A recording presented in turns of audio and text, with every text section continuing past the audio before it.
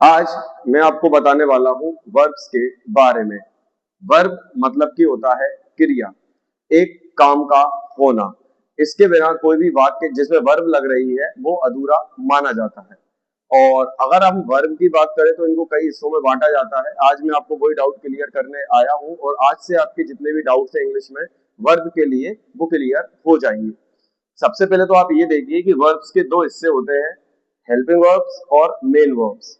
Helping verb होती हैं सहायक क्रियाएं जिनकी सहायता से हम कोई सेंटेंस को पूरा बनाते हैं।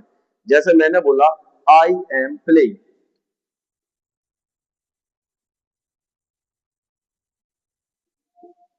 तो यहाँ पे एम क्या है, एक हेल्पिंग वर्ब। अगर एम नहीं होगा सेंटेंस में तो मैं आपको क्या नहीं कर पाऊंगा, अपने सेंटेंस को पूरा नहीं कर पाऊंगा। अब इधर एक वर्ड लिखा हुआ है प्ले, जैसा कि मैंने यहाँ पे भी प्ले लिखा हुआ है। अब आप देखिए, उससे पहले मैं आगे बढ़ूं, प्ले क्या होता है। तो प्ले एक मेन वर्ब है, मतलब कि सब्जेक्ट के द्वारा जो काम किया जा रहा है उसे मेन वर्ब बोला जाता है। हिंदी में इसे मुख्य क्रिया बोला जाता है।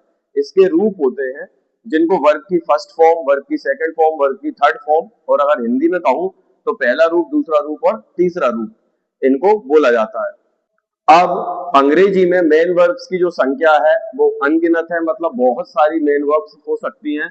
हेल्पिंग वर्ब या ऑक्सिलरी वर्ब गिनती की है, जैसे मॉडल वर्ब्स ऑक्सिलरी वर्ब्स में आ जाती है तो वो 24 है।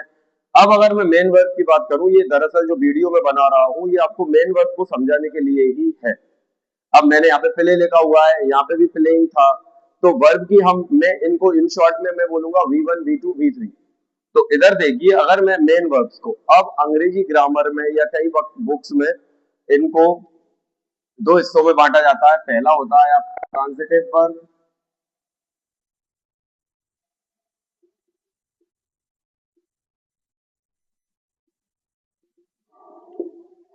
देखिए, मेन वर्ब को मैं समझा रहा हूं आपको। मेन वर्ब के भी दो हिस्से होते हैं, पहला होता है ट्रांजिटिव वर्ब और दूसरा होता है इंट्रांजिटिव वर्ब। ट्रांजिटिव वर्ब को हिंदी में बोला जाता है सकर्मक क्रिया, मतलब इसमें ऑब्जेक्ट होता है और सब्जेक्ट जो काम कर रहा है उसका असर ऑब्जेक्ट पर होता है। जैसे आई क्लोज द गेट, तो मैं जो काम कर रहा हूं क्लोज करने का, गेट पर उसका असर हो रहा है। दूसरा है आपका इंट्रांजिटिव वर्ब, अकर्मक क्रिया।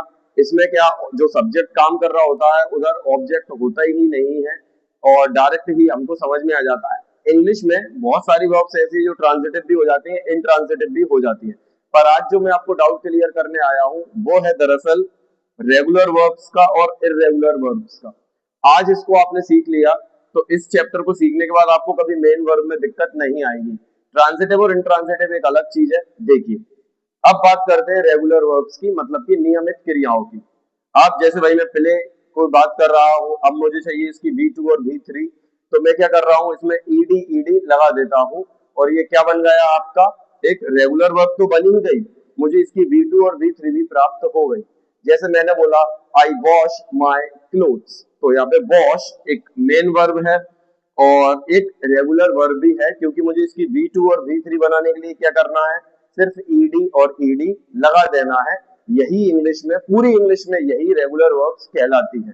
इन्हें हिंदी में नियमित क्रियाएं बोलते हैं और ये सब मेन वर्ब्स ही रहेंगी। अब बात करते हैं इरेगुलर वर्ब्स की। देखिए, इनके पीछे कोई साइंस नहीं है, कोई रूल नहीं है, ये आपको याद करना ही पड़ती है। इन्हीं इसीलिए इन्हें अनियमित क्रियाएं बोलते हैं। जैसे ये देखिए सी, तो सी इसकी सेकंड फॉर्म है, मतलब V2 है 100 और V3 है इसकी सी, तो तीनों फॉर्म्स अलग हो गई हैं। वैसे ये देख सकते हैं आप, हाइड, हिड, हिडन। हाइड का मतलब होता है छिपाना, पर इसकी सेकंड फॉर्म देखिए कितनी अलग है और थर्ड फॉर्म देखिए कितनी अलग है। तो अब आप समझ गए होंगे कि इंग्लिश में इररेगुलर वर्ब्स वो होती हैं जिनकी V1 टोटल अलग हो, V2 टोटल अलग हो, V3 भी उससे ज्यादा अलग हो। तो I think everything is clear now. अब आप समझ जाइए कि हमने स्टार्ट करा वर्ब से। वर्ब में आते हैं हेल्पिंग वर्ब और मेन वर्ब। मेन वर्ब में होती है ट्रांजिटिव वर्ब, इंट्रांजिटिव वर्ब, इन पर भी मैं एक अलग वीडियो बनाऊंगा। और then I explained up regular verbs जो ईडी लगाकर बनती हैं, इररेगुलर वर्ब्स जो ईडी लगाकर नहीं बनती हैं, जिनकी V2 बहुत अलग होती है और V3 भी बहुत अलग होती है। और ये कुछ इसके एग्जाम्पल भी मैंने आपको बताए, वीडियो के लास्ट में भी मैं आपको कुछ और एग्जाम्पल बता दूंगा। और अगर मैं बात करूं V4 की कि सर जैसे अगर आपको डाउट निकले कि सर V4 कैसे बनाते हैं हम लोग, तो इनका इन शॉर्ट इसकी एक ट्रिक है ING। सपोज करिए आपके पास कोई सी वर्ब है V1 के रूप में, मान के चलिए जैसे प्ले है या सी है या हाइड है या गो है। मैं कहूंगा इसमें आप ING लगा दीजिए और ING लगाने के बाद आपको जो वर्ब प्राप्त होगी वो आपकी कहलाएगी V4। जैसे गो है, आपने उसमें ING लगा दिया तो वो क्या बन गई, गोइंग। जैसे प्ले है, आपने उसमें ING लगा दिया तो वो क्या बन गई, प्लेइंग। तो ये ऐसे बनाई जाती है आपकी V4।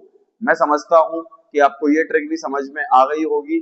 अगर आपको ये अभी भी नहीं आया है और कुछ भी डाउट अगर आपको आ रहा है तो आप मुझे कमेंट बॉक्स में बता सकते हैं। ये वीडियो उनके साथ जरूर शेयर करिए जिन्हें जरूरत है। Thank you so much for watching this video.